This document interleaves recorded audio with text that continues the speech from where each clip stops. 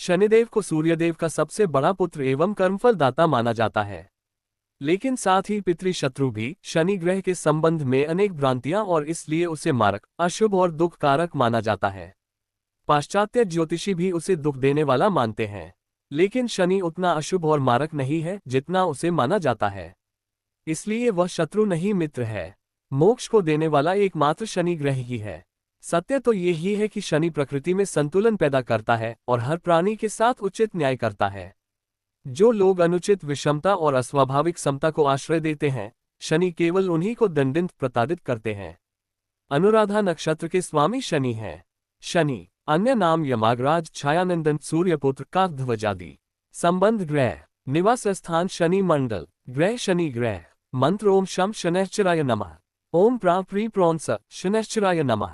1 दिवस शनिवार। जीवन साथी नीला देवी अथवा धामिनी। माता पिता सूर्यदेव, पिता छाया, माता। भाई बहन यमराज, यमुना, वैवस्वत, मनु, सवर्णी, मनु, कर्ण, सुग्रीव, रेवंत, भद्रा, भया, नास्त्य, दशरथ, रेवंत और ताप्ती। संतान मांदा और नीला। सवारी 9 सवारियां, हाथी, घोड़ा, हिरण, गधा, कुत्ता, भैंसा, गिद्ध, शेर और कौवा 2। त्योहार शनि जयंती। बनंजी, उडुपी में शनि महाराज की 23 फीट ऊंची प्रतिमा।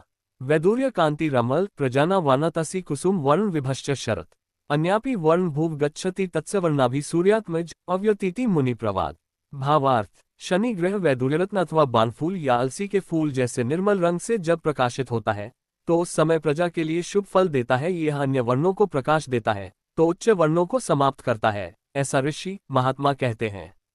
शनि देव का जन्म। धर्मग्रंथों के अनुसार सूर्य की पत्नी संज्ञा की छाया के गर्भ से शनि देव का जन्म हुआ। जब शनि देव छाया के गर्भ में थे तब छाया भगवान शंकर की भक्ति में इतनी ध्यान मग्न थी कि उसने अपने खाने पीने तक सुध नहीं थी, जिसका प्रभाव उसके पुत्र पर पड़ा और उसका वर्ण श्याम हो गया।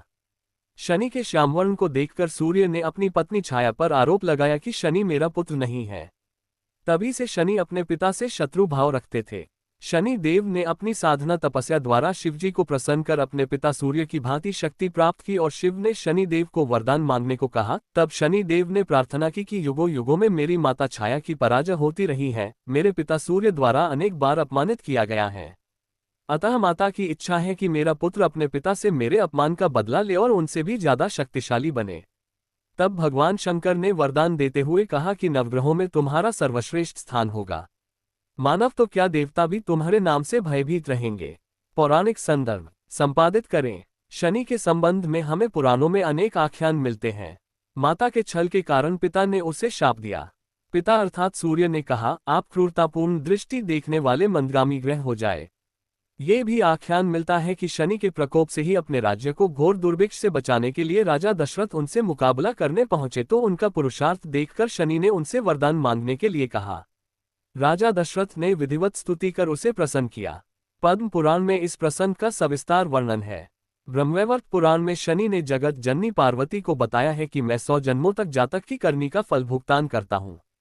एक बार जब विष्णुप्रिया लक्ष्मी ने शनि से पूछा कि तुम क्यों जातकों को धन हानि करते हो, क्यों सभी तुम्हारे प्रभाव से प्रताड़ित रहते हैं, तो शनि महाराज ने उत्तर दिया, मातेश्वरी, उसमें मेरा कोई दोष नहीं है। परमपिता परमात्मा ने मुझे तीनों लोकों का न्यायाधीश नियुक्त किया हुआ है, इसलिए जो भी तीनों लोकों के अंदर अन्याय करता है उसे दंड देना मेरा काम है।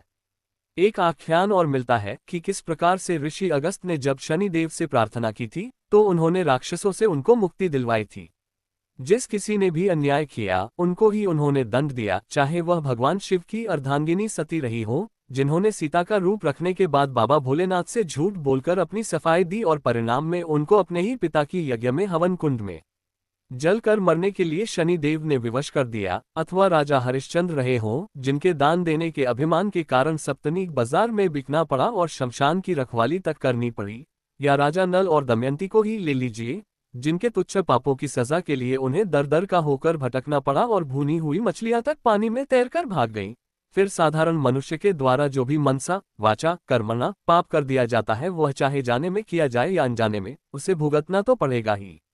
मत्स्य पुराण में महात्मा शनि देव का शरीर इंद्रकांति की नीलमणि जैसी है। वे गिद्ध पर सवार है, हाथ में धनुष बाण है, एक हाथ से वर मुद्रा भी है। शनि देव का विकराल रूप भयावह भी है। शनि पापियों के लिए हमेशा ही संहारक है। पश्चिम के साहित्य में भी अनेक आख्यान मिलते हैं। शनि देव के अनेक मंदिर हैं। भारत में भी शनि देव के अनेक मंदिर हैं, जैसे शिंगणापुर, वृंदावन के कोकिला वन, ग्वालियर के शनिश्चराजी, दिल्ली तथा अनेक शहरों में महाराज शनि के मंदिर हैं। ज्योतिष में शनि, शनि की साढ़ेसाती। ज्योतिष के अनुसार शनि की साढ़ेसाती की मान्यताएं 3 प्रकार से होती हैं। पहली लगन से, दूसरी चंद्र लगन या राशि से और तीसरी सूर्य लगन से। उत्तर भारत में चंद्र लगन से शनि की साढ़ेसाती की गणना का विधान प्राचीन काल से चला आ रहा है। इस मान्यता के अनुसार जब शनिदेव चंद्र राशि पर गोचर से अपना भ्रमण करते हैं तो साढ़ेसाती मानी जाती है। इसका प्रभाव राशि में आने के 30 माह पहले से और 30 माह बाद तक अनुभव होता है।